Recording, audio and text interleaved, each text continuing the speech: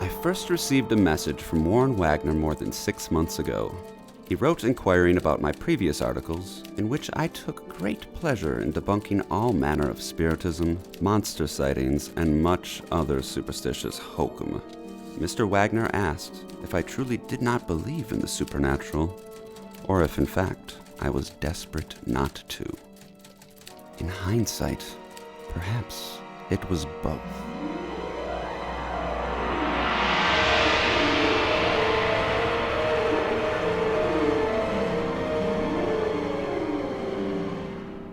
I instructed my secretary to reply to him with the standard form letter, thanking him for his readership and encouraging him that his opinion had, in fact, been heard.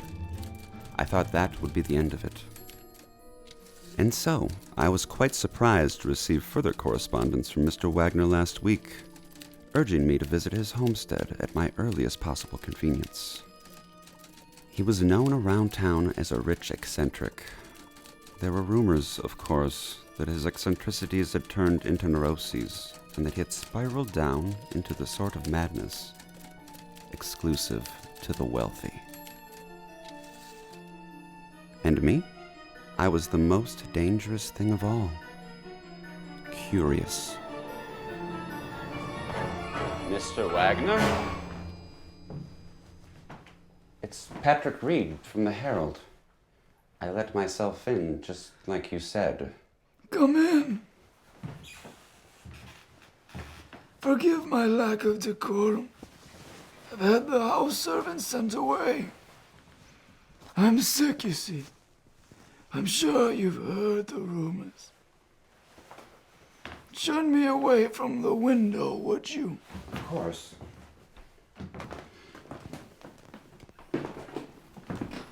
Thank you, Mr. Reed. My mobility is limited in my current state. Oh, I didn't know. Ah, my face.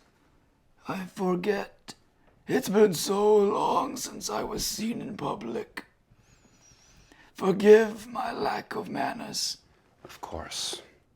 I'm glad you've come, Mr. Reed. To be frank, I expected not to see you. You've piqued my interest. I suppose I did. Are you aware of what they call me now? The villagers. Well, tell me. The disease collector. It isn't an entirely unfair description. I spent some time in a sanitarium in Spain, racked with insanity. And though I have regained my senses, there are patterns of self-destruction that remain. I sought out the deadliest afflictions unleashed upon man, in the hopes of ending a life of long suffering.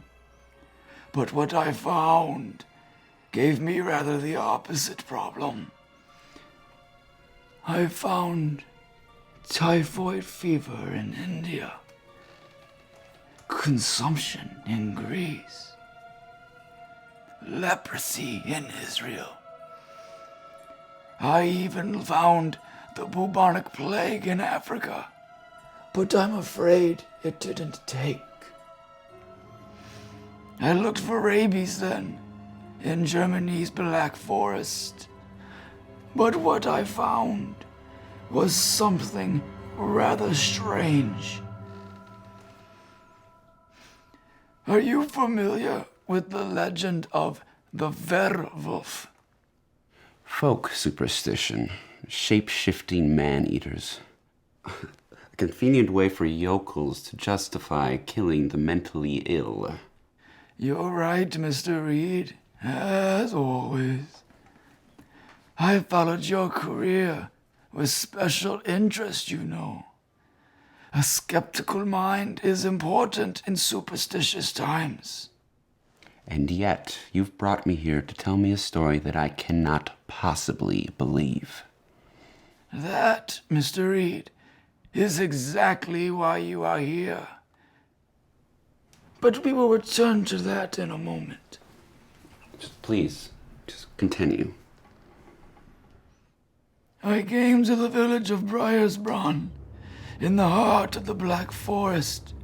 There had been several cases of rabies there recently, though the locals called it witchcraft. I was like you then, a disbeliever in the unnatural. The villagers warned me against traveling in the woods. They said my life was forfeit in the hills. But I hired a local guide, and under the cover of night, we went out hunting for rabid wolves.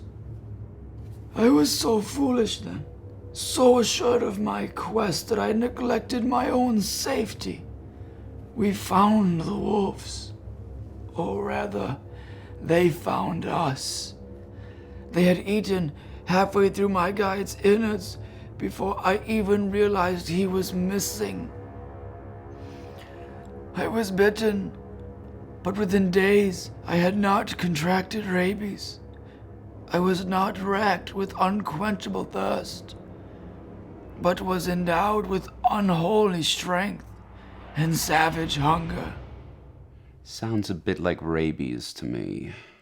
Yet, when I continued my travels, strange killings followed me wherever I went. People torn apart in the streets, limbs and organs missing.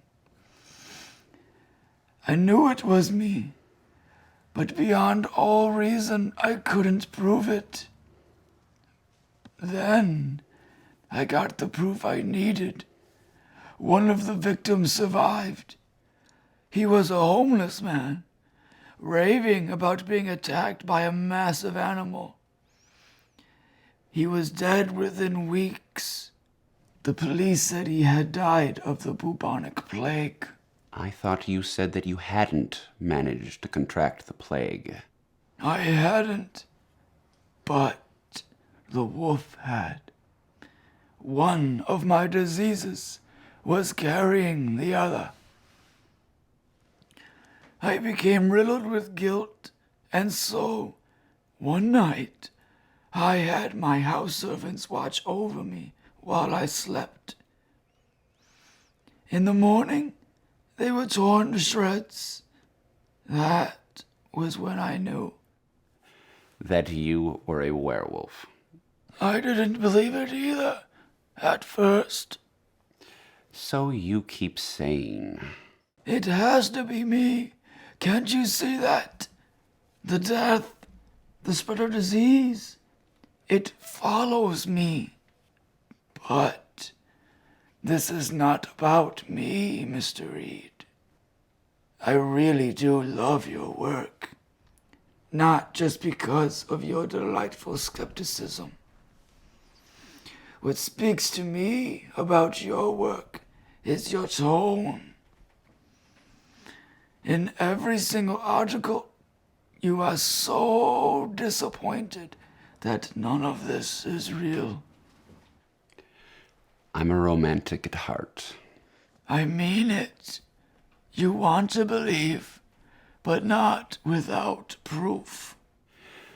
Is that what you wanted to give me? Proof? I want to test your conviction. I want to see what you'll do when faced with the impossible. Will you stand by an absurd truth, or will you flee back to a comfortable lie?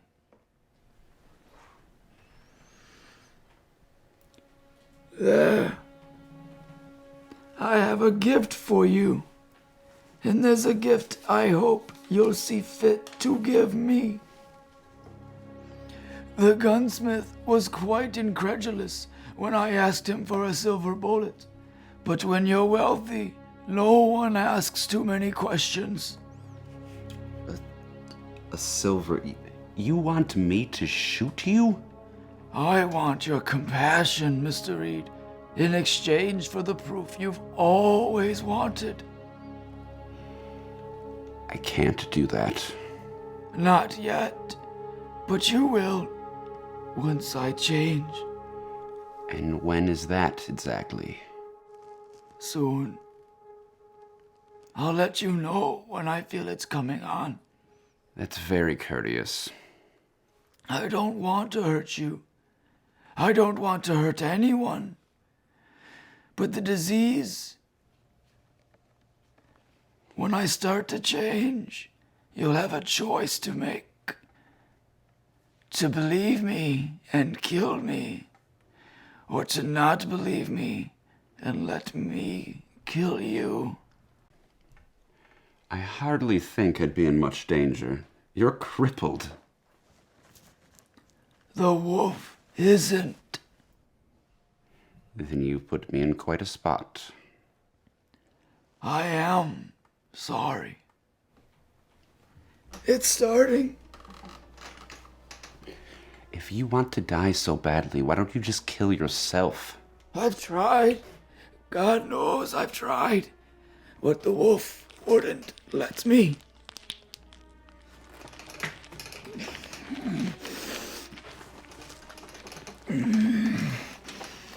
Life is strange, eh? Yeah.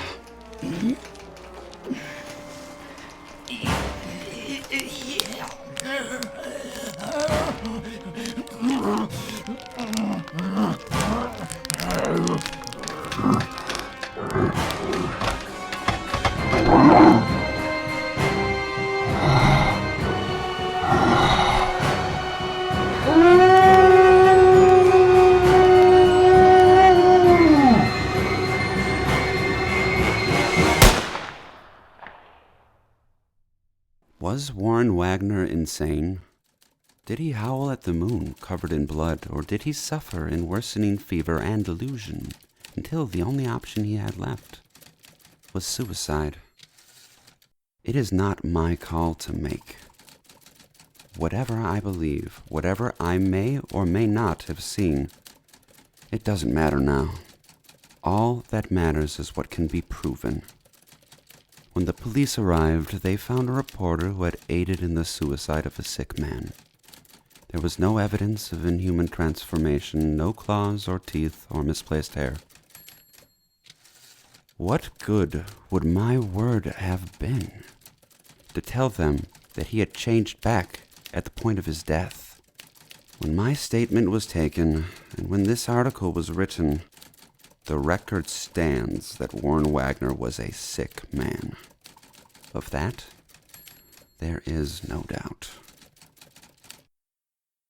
But what kind of sickness? I don't think you'd believe me if I told you.